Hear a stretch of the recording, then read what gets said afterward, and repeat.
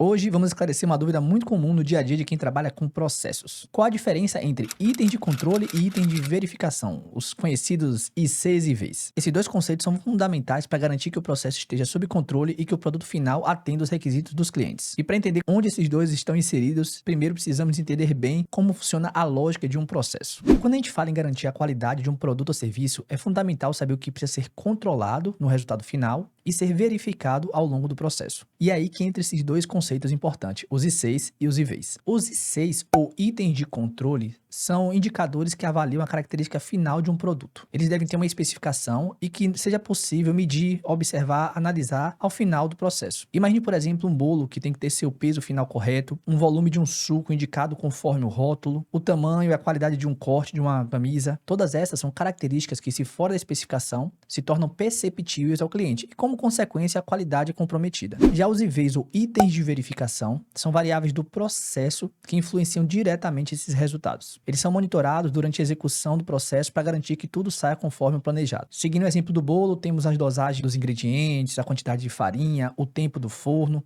Já para a camisa, temos a regulagem da máquina de corte, a forma que o processo é feito. Em outras palavras, isso é o que você quer alcançar no final, enquanto IV é o que você precisa acompanhar para garantir que o resultado saia do jeito certo. Quando esses dois conceitos andam juntos, a chance de entregar um produto com qualidade aumenta e muito. Como é que a gente faz então para definir esses itens de controle e os itens de verificação? Para isso, entenda que os ICs olham para a saída dos processos, enquanto os IVs olham para as entradas deles. Ficou confuso? Vamos então para um exemplo. Essa aqui é a representação de um processo. Um processo é um conjunto de atividades que transformam várias entradas em uma determinada saída, isso é, no produto final. Por exemplo, vamos voltar para a camisa. Imagine uma camisa de algodão. Quando você compra uma camisa, o que é que você espera?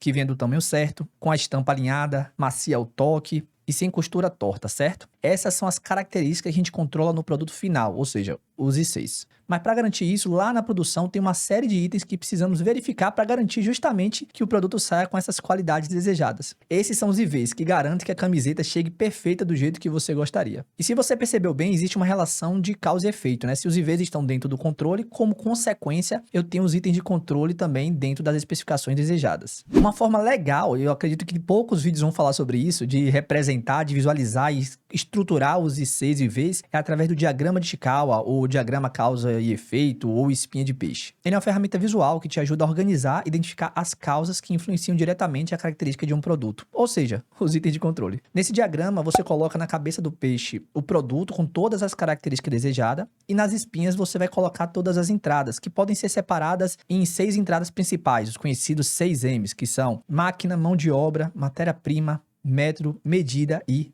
meio ambiente. Essas causas são justamente os pontos que você precisa verificar para garantir o produto final, ou seja, os próprios IVs. Vamos aqui para um exemplo que eu elaborei no Miro. Aqui eu trago para vocês um modelo de um diagrama de Chikawa, onde eu tenho aqui na cabeça do peixe justamente a minha camiseta, que apresenta várias características que eu tenho que atender para os meus clientes. Eu tenho aqui tamanho, cor, estampa e etc. E com isso eu separei justamente nos 6Ms, máquina, materiais, mão de obras, métodos, medidas e meio ambiente. Então quais são as entradas que eu tenho que garantir justamente para que o tamanho, a cor, a estampa daquela camisa que eu estou fabricando seja atendida? Eu posso começar a enumerar. Para a máquina eu tenho, por exemplo, regulagem da máquina de corte, regulagem da máquina de costura. Para materiais eu tenho tipo e elasticidade do tecido, tipo de linha.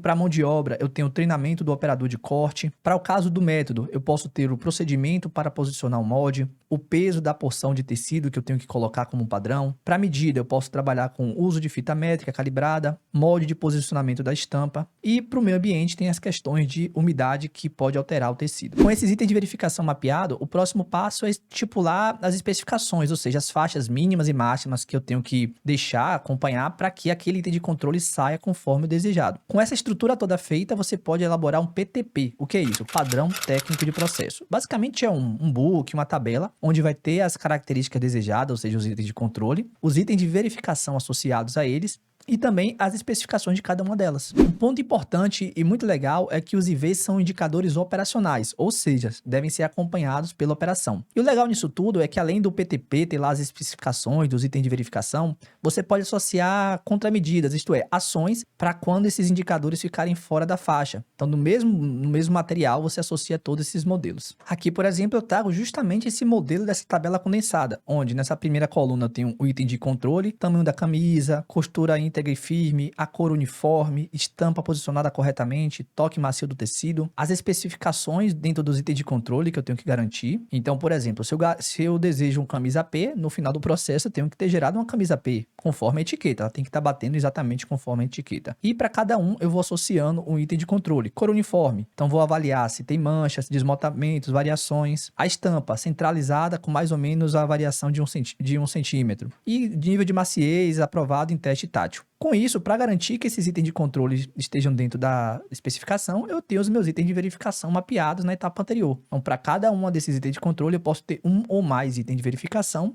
e cada um deles com a especificação do IV. Por exemplo, para tamanho da camiseta, um dos itens de verificação é o molde da peça. Ele deve ter dimensões conforme tabela padrão. Exemplo, M é 52 cm de largura por 70 cm de altura. E o vídeo de hoje é isso, espero que você tenha gostado, entendido essa diferenciação, utilizando aí o diagrama de Chickawa. Embora eu não goste muito do diagrama de Chickawa, vai ter vídeo sobre isso que eu acho que ele às vezes acaba até mais atrapalhando do que ajudando, vamos criar polêmica, mas eu acho que para esse contexto de elaboração de um I6 e vezes são uma ferramenta bem interessante para a gente conseguir aplicar. Uma outra delas também é o CIPOC, que aí já entra na parte mais de mapeamento, é um assunto para outro vídeo. Então espero que você tenha gostado, curta aí, se inscreva no canal e nos vemos na próxima. Tchau, tchau.